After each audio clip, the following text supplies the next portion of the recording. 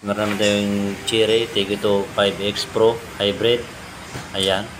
So, meron tayong problema doon sa TPMS. Ayan. So, start natin guys. So, makita ninyo. Ayan o.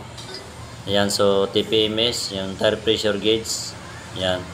So, lumalabas yan guys. So, kunin yung hangin natin sa rear left side. So, ayan o. Ayan guys.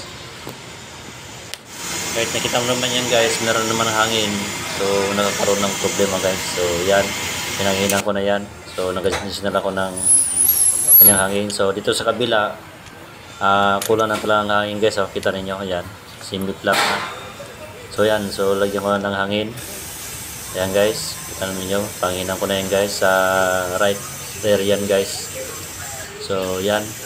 Kasi maka-complete yan sa sensor niya guys. Sa kabilaan.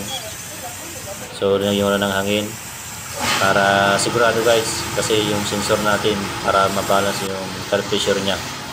So, yan, okay na. So, titignan natin guys kung may nabago ba ng ating hangin. So, okay na. Wala na yung lumalabas na TPMS guys. So, maraming salamat po sa manonood. Sana meron kayong natutunan guys.